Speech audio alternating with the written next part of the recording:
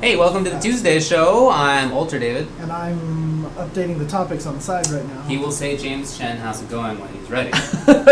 Today we will talk about the Street Fighter V beta. We will talk about some events that happened, including Ultra Hyakkishu Cup and Kakutop League and CEOtaku, etc. We will talk about upcoming events as well. We might ramble a bit at the end, but what we're going to start with is a couple of issues that we're going around Twitter today.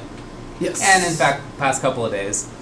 As I said, just as an aside, this is our new format where we're going to do the sort of going through tournaments after the intro. Yeah. We just kind of want to talk about a lot of the issues that are going on. Exactly. Talk about stuff that people So with that in mind, two things I think have been really big on Twitter in the FGC the last couple of days, right? Yes. One has been responsibilities and obligations of Evo champions, and the other one has been commentary, critiques, grooming, commentators, all that sort of stuff. Just like we're getting new commentators, having commentators improve and such like that. So that's what we're going to talk about, but let's go through that Evo champ thing first. Yeah, so in case you guys aren't aware of the story of basically, this is all predicated on just recently, Southern California Regionals happened.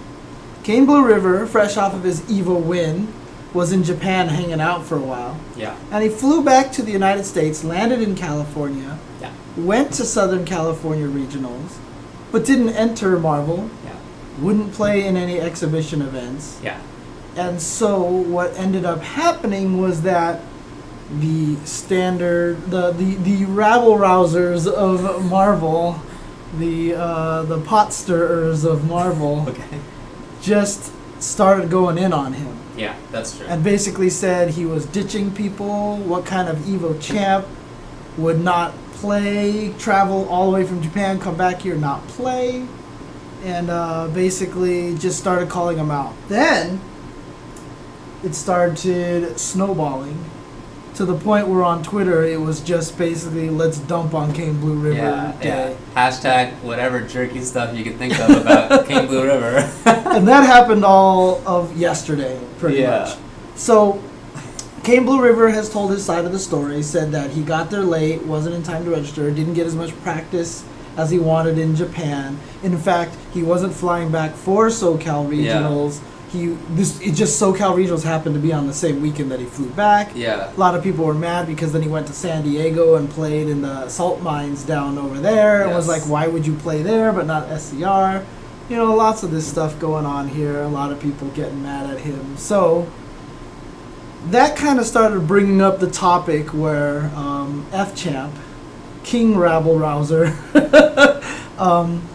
was basically saying as an Evo champ, you kind of have a responsibility for your game, for your scene, and to represent your game. You should be playing, you should play in exhibitions, you should accept challenges, you should keep playing and try to keep your game alive because now everyone's watching you, right?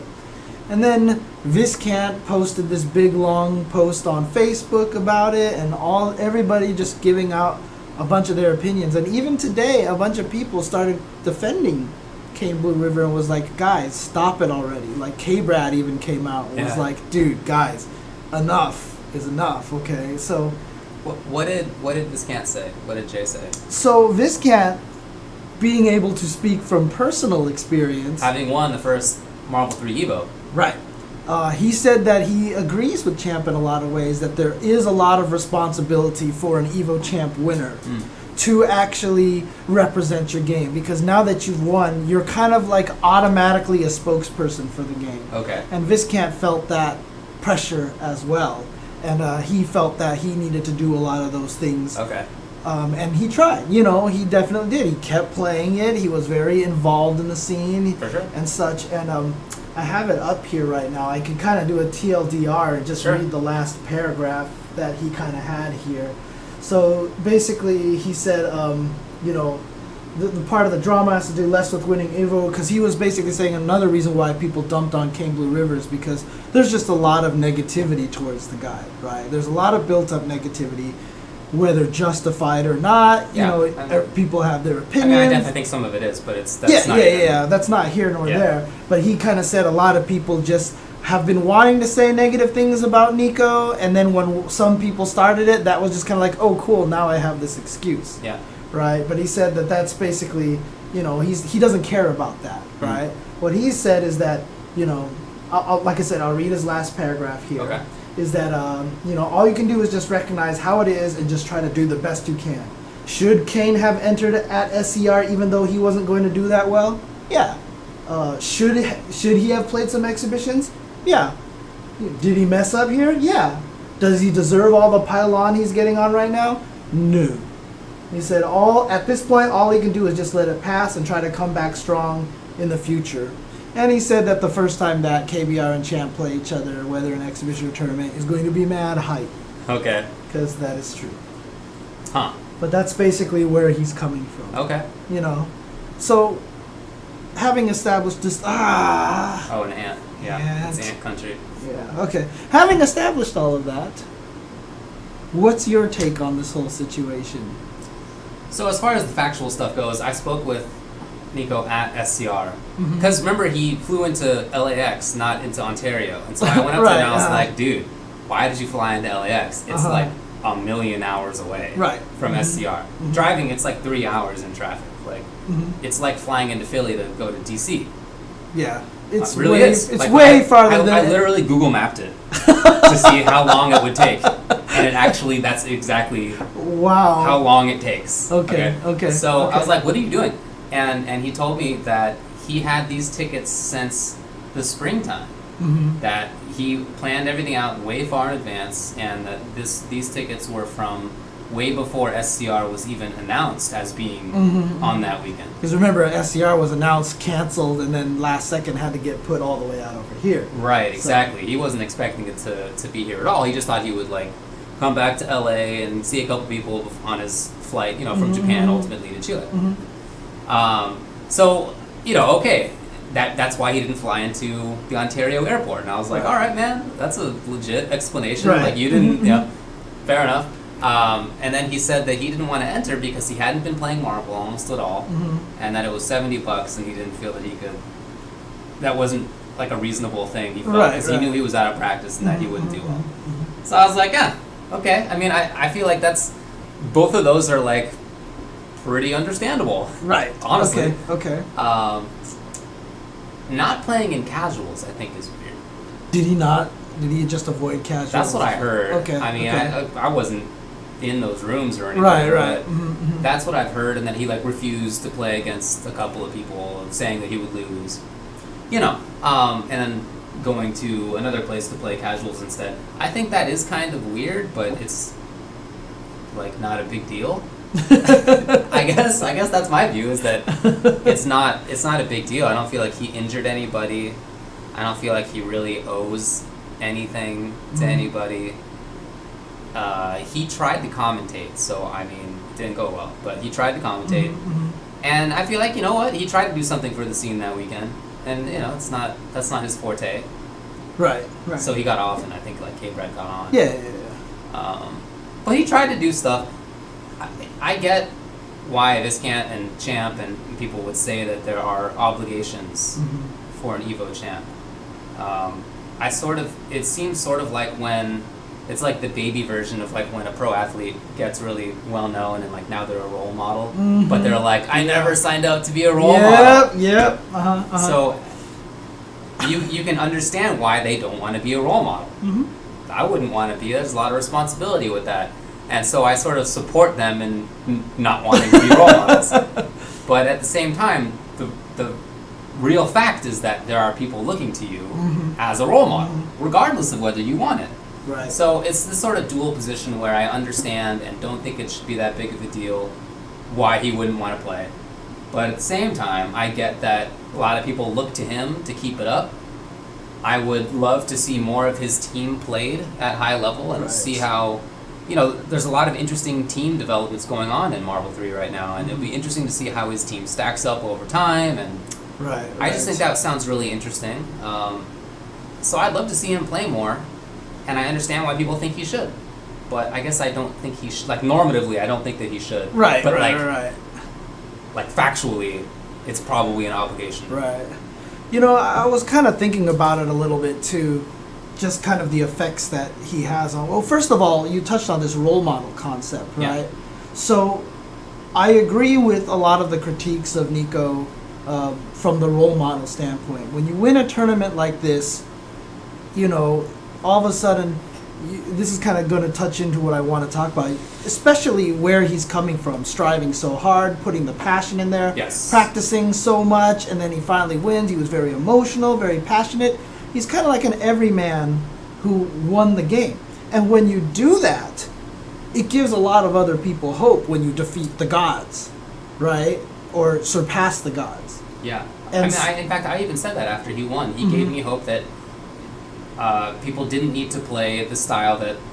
Look, I love to watch Ray Ray, but I know that his movement is off limits for me. Like, I just... I can't learn it. Right. Like, I just don't have the manual dexterity. But I can... In fact, I used to play Kane's most of his team, right? Like, that's reasonable to learn from me. I'm not going to do it, but, like, it's physically speaking possible. So that gave me hope for other people who like the strategy of Marvel but don't have execution. I thought that was awesome. Yeah, so the thing for me, though, is that I kind of threw this at Chris G at one point in time. And so I feel like it's only fair for me to throw this at KaneBlueRiver as well. Okay. So Chris G showed up on Live on 3 before. He did a bunch of interviews, and he was terrible. And he really did a bad job representing the scene. I remember that. Right? And I had a talk with him one time, and I was like, you have to realize you are in the spotlight. So you have to represent the scene well. And he's like, I don't want to be a role model. And I basically said to him, if you don't want to be a role model, you can suck like the rest of us. You know, it's kind of his fault that he's a role model because he's winning. And when I say that to Chris G, I can't really just turn around and be like, you know what? Nico's cool. Fair enough, yeah. Okay. So I feel like he does have a little bit of responsibility. Okay. Now, the thing about it is, he hasn't said he's quit Marvel. Yeah. In fact, the only person who said that is Champ. Right? Yeah, okay. And Vizcan even pointed that out. He's like, even Champ is kind of guilty of what he's accusing Nico of, right? Because Champ's like, there's no money in this. I'm going to play Rising Thunder, right? So, he's not quitting it. It's just at that particular moment, he's jet lagged, he's not feeling well or whatever like that. So, you know, yes, it's not as big of a deal. But Nico does have to understand he's at the point where he is in the spotlight now. And he kind of is an everyman situation. In fact, I almost kind of I really wanted to read up on this and what the reaction was from the people, but I didn't get a chance to. Okay. But winning Marvel was kind of like the Chris Moneymaker moment of poker. So World Series of Poker was all the pros. Yeah. Chris Moneymaker won it. And I don't feel like a lot of people gave him the credit after he won. Yeah. You know what I mean? Like he was some rando? Yeah, and then he struggled really hard to prove that he wasn't a rando afterwards, and he kept entering tournaments and not doing as well and stuff like that. And I just don't feel like the poker pros gave him the credit that he kind of deserved for winning that event, because yes, poker's a game of luck, but it still takes a lot of skill to get to that point to be able to win. He bluffed out Sammy Farha and all this stuff. If you guys watch poker, all this history and stuff like that. But he kind of ushered in the new age of poker. And so I feel like Nico kind of might even be in that position right now, where he might even be ushering a new age of Marvel 3. But that's if he keeps playing and keeps trying and such. So, but like I said, I feel like he's in that same position right now, where just the other pros just don't want to give him credit, and that's why they're all just kind of dumping on him now. And so that's really, really kind of unfortunate. So. Yeah, I'm sure that plays a role in it. People think that, I mean, he's always been called random, and that he gets by with armor, and you know, people Hagar assist, people complain about like Hulk Hagar. You know what I mean? Like in a game with like Zero Dante and Virgil Doom, they're complaining about Hulk Hagar. Right? Yeah, I mean, look, it's good, but it's like, come on, folks. Everybody's doing random stuff in that game. That's how it works. Even really good players. Right. So, I mean, I think that his play is really awesome. I always look forward to seeing him play because I like that style. It's a style that I feel like a connection with. Right. So I would love to see him play more, and I hope that he takes a break at home and recharges, and that he comes back around the world and keeps playing. If he doesn't, though, do you think that results? Is there any downside? Is there any negative for the scene that if he were to just like up and just quit, he's out of here, basically. see you folks, yeah. I mean, it would be kind of sad. Not that I expected. Because, I mean, he kind of is a people's champ in a lot of ways. I mean, you saw in the Evo crowd when he won how many people were happy for him and how many people were cheering for him. I think, like I said, the most salty people were just all the pros. Yeah, I really think that was part of it. Yeah, so, I mean, it would be a shame to see him go because I know a lot of people root for him, a lot of people cheer for him. And, you know, it would be a shame for the game as well to have one of the champions just kind of be like win and disappear because, you know, I even, you know, was sad, for example, let's take this to a Street Fighter level and a less controversial person. Okay. Shiza. Shiza was a great SoCal player. Yes. Alex Vai trained him really, really well. Yes. He became super good with Chun-Li. He was one of the best footsie players that we had in SoCal. Got to top 8 at Evo. Yeah, he had played the game for like 2 years or something. Yeah, he barely played it. Got instantly good. Yeah, and after he got top 8, he quit. Yeah. He stopped playing. Yeah. I saw him another year at Evo, and I was like, what happened? Where did you go? And he's like, honestly, after I got top 8 at Evo, he's like, I just didn't think I could go anywhere anymore. So I thought that was just the best I could do, so I stopped. And I was like, that's such a shame because he had so much potential, so much talent. I was really sad about that. And so if Nico quit, that's kind of how I would feel. I would be like, this is a shame because you can represent this paradigm of the game. You know what I mean? This big body team. Yeah. And you are a strong player. And not only that, but because he worked so hard and he achieved the Evo championship, he's kind of representing like a dream, like the everyman's dream for fighting games, you know, like, hey, if KaneBlueRiver could work this hard, travel the world and do all this, so can I. And then if he just wins and quits, I just think that would just be kind of a weird cap to the story. You know what I mean? It would be a weird end to the story. I don't know, like, how do you... Well, I'm not sure about the everyman thing. I think that there is that perception, but I also think that as a matter of reality, I don't think that what he did is available to, like, almost anybody. I mean, really, like, that guy traveled around out of a suitcase for a long time, and he like left his life to go play fighting games, and you know, upset his hosts, and like it was a lot of drama attached. Yeah, it was, and almost nobody would do that. Who else can you even think of who's like ever done that? Right. I don't know. Nobody. So I'm not sure if that everyman thing is so appropriate, although it does give that impression. So as far as whether that's part of the connection that people have to KaneBlueRiver, maybe. I'm not sure that is real. Okay. Yeah. Okay. I mean, if he were to quit the game, I don't expect it. It's just a hypothetical. Right. I don't really think it would come with much downside, with many negatives for the scene. I feel like that scene is in a good place, to be honest. I don't feel like it's dying or anything. I feel like it's at a place that it will be at for the next several years. It'll just have this core group of people, which is not even a small group of people. There were like 900 people at Evo or something played in the game. I know, Marvel's dying, 900 people. Yeah. But you know, people who are Marvel players are doing a lot of other stuff now. Yeah. They're making their content, and they have their own sites, and they have you know, their own sort of their commentators. Like it feels like they're sort of building a little society of their own.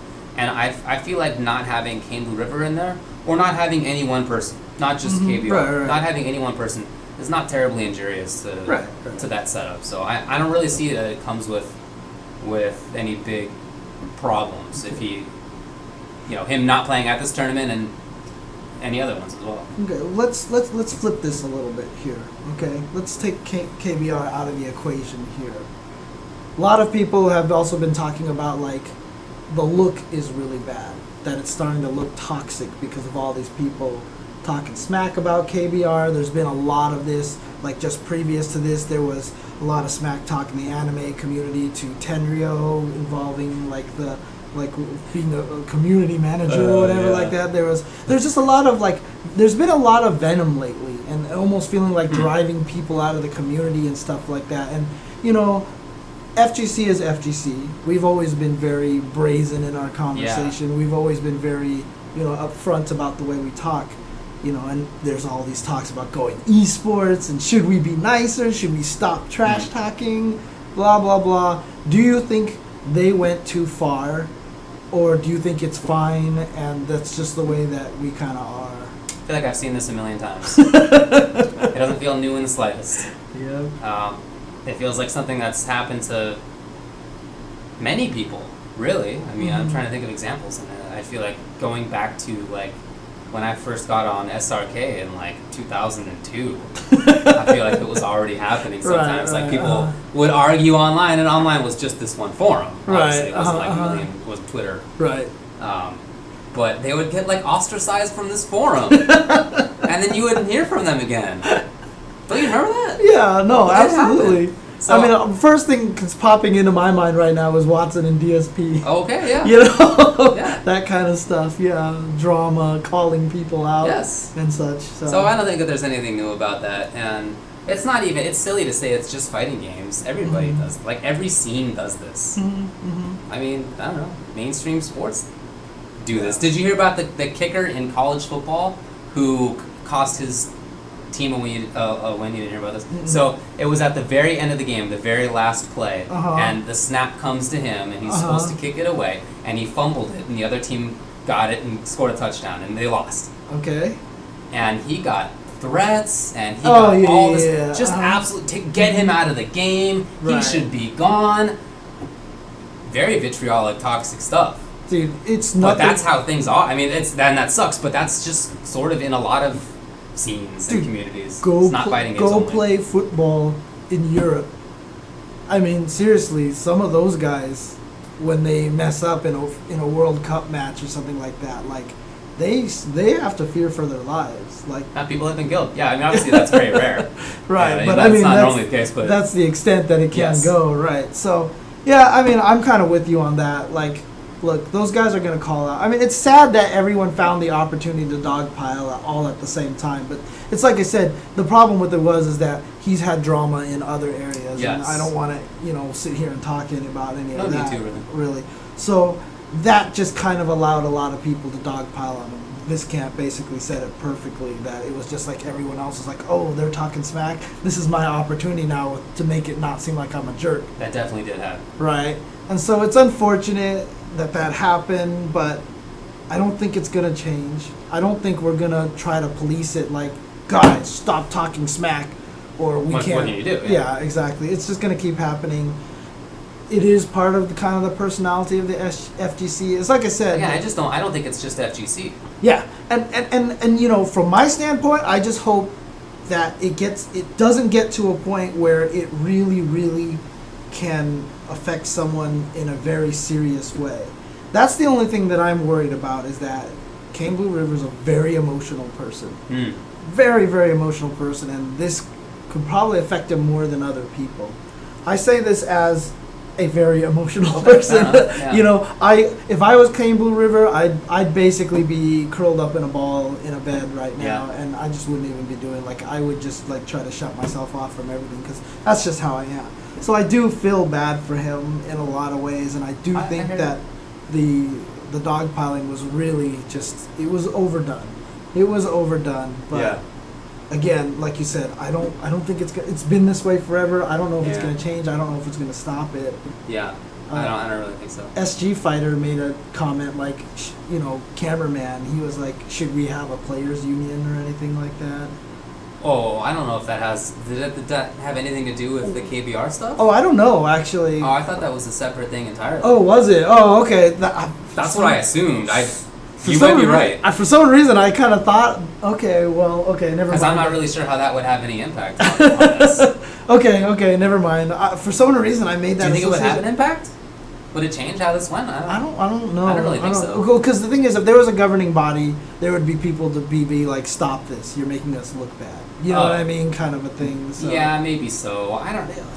Even if there were, I don't really see that having much of an impact. Okay. Unless it was like really draconian, like, NFL commissioner level control, which is just never going to happen. Right. Yes, I'd love to have a players union. No doubt about it, but I think that's a separate issue. But that's for more like contracts and prize monies and stuff like that. Okay. Gotcha. Okay, that probably was a completely separate reference then. Okay. But yeah, so I don't know. I hope this just passes. I mean, this is just Filipino Champ's latest target right now. Well, I mean, he's had like a different target constantly. Yeah, it's whatever. I think that. I mean, I do think it's a mistake on Nico's part to not keep it up. Mm-hmm. He has a realistic chance of getting sponsored from somebody who will. Like, I know he's on Team Black Eye and he talked about it, but I have to think that there's like a possibility that he gets like big. Nobody gets big sponsorship money in the FGC, but that he could get something that's more helpful to him. Right. Because he does have this sort of lifestyle of traveling around everywhere and living out of a suitcase, and it's, I imagine, very tough. So I feel like he is giving that up in not continuing to play and in not maintaining a presence. Right. Yeah. I feel like that is a mistake, but what are you gonna do? It's not my call. Yeah, I mean, so apparently on Reddit in the Marvel lifestyle, in the Marvel forums, people are talking about doing a 5 Evo Champ round robin event. Having Viscant play against Flocker, Justin, Champ, and KBR, and have like a round robin event. I mean, if that's the case, if that's something that wants to happen, yeah, I mean, I hope he keeps playing. Yeah. And I hope he keeps up the practice. Even Viscant said, he was like, I'll get destroyed, but I'll practice for this. Yeah, that would be very fun. Yeah, it would be really cool. So. Okay, well, I mean, you're right about, he, like I said, dude lives out of a suitcase. Yeah, I mean, that's... The way he gets around may not be the most honorable way, and a lot of people... have criticized him for it and such like that. Yeah, I mean, is it a long-term strategy, or is it, is it responsible? I mean, those are... I mean, probably not, but it's not the same question as the stuff that we're talking about. So. Exactly. So it's up to him. I think that he's giving up an opportunity of more sponsorship. Mm-hmm. Oh well. And then that would change a lot of how he's managing to go about a lot of things. Okay. Well, that's about it for that. Yeah, that's it for that. So the other topic unless you want to take a break right now, or what do you want? Yeah, let's take a short break. Okay, no problem. When we come back, the topic that's been a lot of people talking about is commentators. How do we help them grow? How do we get more commentators? Because I guess an issue at CEOtaku, a lot of people didn't like some of the commentators, and so people are criticizing and all these things like that. So when we come back, we'll dig into that. So be right back.